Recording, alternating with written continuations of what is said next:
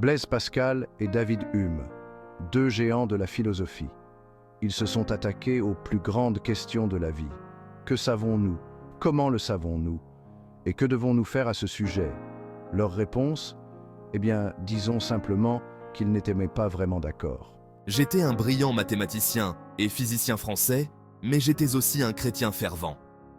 J'ai vécu au XVIIe siècle, une époque de grandes découvertes scientifiques, mais aussi de profonds sentiments religieux. Mon chef-d'œuvre, Les Pensées, est un recueil de réflexions sur la foi, la raison et la condition humaine. Et moi, philosophe écossais, j'ai été une figure clé des Lumières. C'était au XVIIIe siècle, une période qui célébrait la raison et remettait en question l'autorité traditionnelle. Mon ouvrage, Traité de la nature humaine, a révolutionné notre compréhension de la connaissance, de la causalité et même du moi. Pascal a souligné les limites de l'intellect humain, affirmant que la foi détenait la clé des vérités les plus profondes de la vie. En revanche, j'ai défendu la raison et l'observation comme fondement de la connaissance. Leur choc des idées, la foi contre la raison, la révélation contre l'empirisme, continue de résonner aujourd'hui. La philosophie de Pascal s'est attaquée à un dilemme humain fondamental. Nos esprits affinis peuvent-ils vraiment comprendre l'infini? Sa réponse, pas vraiment. Il croyait que la raison, bien que puissante, avait ses limites. Elle ne pouvait saisir les mystères de Dieu ou de l'univers. Imaginez un tirage au sort, disais-je. Face, Dieu existe. Pile, il n'existe pas. La raison seule ne peut pas vous dire de quel côté la pièce tombera. Mais les conséquences de chaque résultat sont très différentes.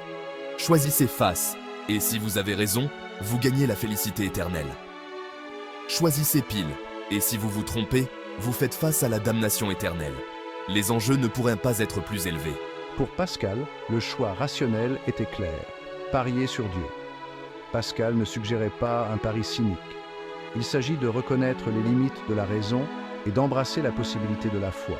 J'ai reconnu que la foi n'était pas facile.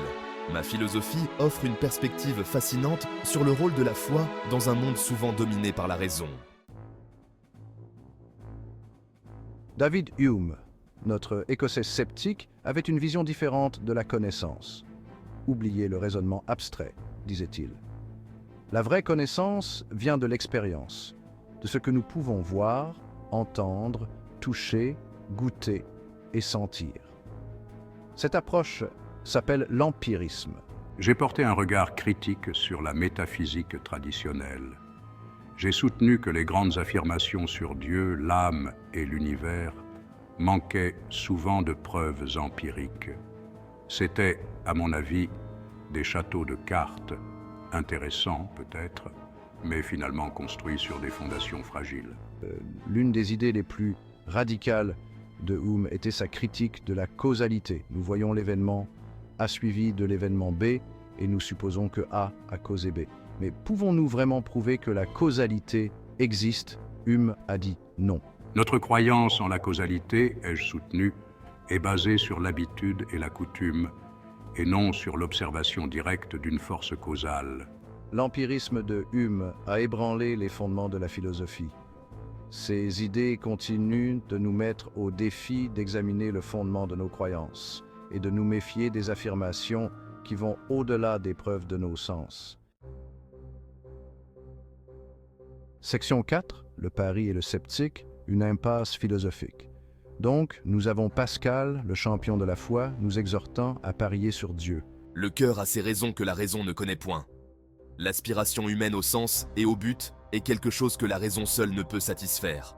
Nous devons nous méfier de ces grandes déclarations. Nos passions et nos émotions peuvent nous induire en erreur. Nous devons fonder nos croyances sur ce que nous pouvons observer et tester. Qui gagne la dispute?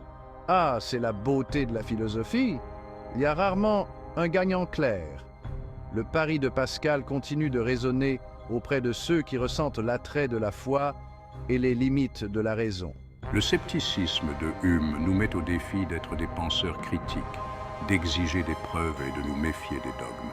Leurs points de vue contrastés mettent en évidence la tension permanente entre la foi et la raison, entre le cœur et la tête. Section 5. Combler le fossé Kant, Schleiermacher et James. Le choc des idées de Pascal et Hume a déclenché des siècles de débats. Leur position apparemment inconciliable, la foi contre la raison, la révélation contre l'empirisme, pourrait-elle être réconciliée? Certains esprits philosophiques audacieux le pensaient. La raison, bien que puissante, a ses limites. Elle peut nous renseigner sur le monde naturel, mais elle trébuche lorsqu'elle tente de saisir la réalité ultime, ce que j'ai appelé le domaine nouménal.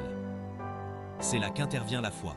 La religion ne concerne pas les doctrines ou les dogmes, mais un sentiment de dépendance absolue à l'égard d'une puissance supérieure.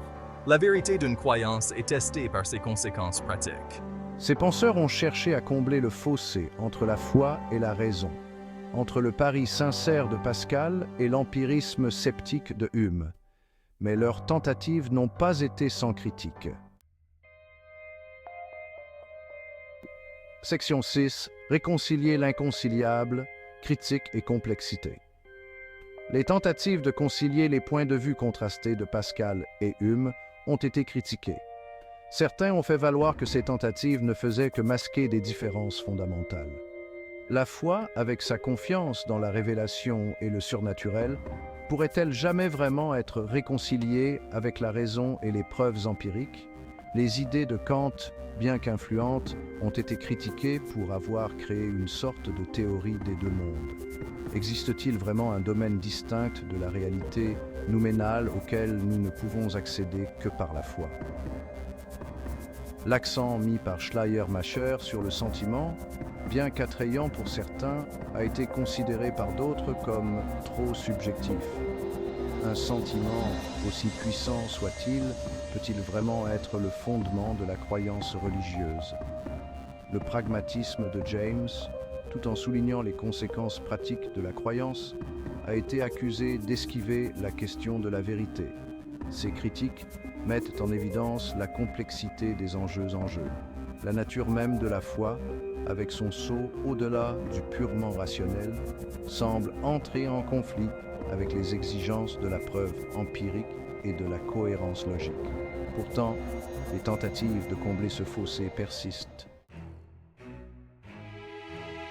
Section 7.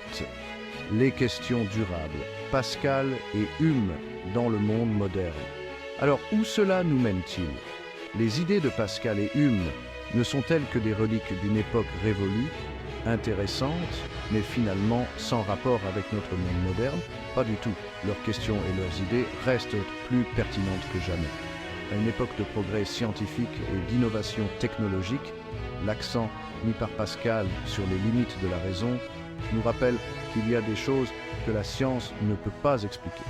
Les grandes questions, le sens de la vie, la nature de la conscience, l'existence d'une puissance supérieure, restent insaisissables, même dans notre monde axé sur les données. Le scepticisme de Hume a aussi une résonance contemporaine. À une époque de fausses nouvelles, de chambres d'écho et de faits alternatifs, son appel à la pensée critique et au raisonnement fondé sur des preuves est plus crucial que jamais. Les points de vue contrastés de Pascal et Hume mettent également en évidence une tension permanente dans nos propres vies. Nous vivons dans un monde qui valorise souvent la logique, la rationalité et les preuves empiriques. Mais nous ressentons aussi l'attrait de la foi, de l'intuition et de la recherche d'un sens au-delà du matériel. Leur héritage est un défi d'embrasser à la fois le pouvoir et les limites de la raison, d'être à la fois des penseurs critiques et ouverts à la possibilité de quelque chose au-delà du purement rationnel. Alors, la prochaine fois que vous contemplerez un ciel étoilé ou que vous méditerez sur les mystères de l'esprit humain, souvenez-vous de Pascal et de Hume. Leur voix, bien que vieille de plusieurs siècles, nous parlent encore aujourd'hui, nous exhortant à rechercher la vérité, à embrasser l'émerveillement et à ne jamais cesser de nous interroger.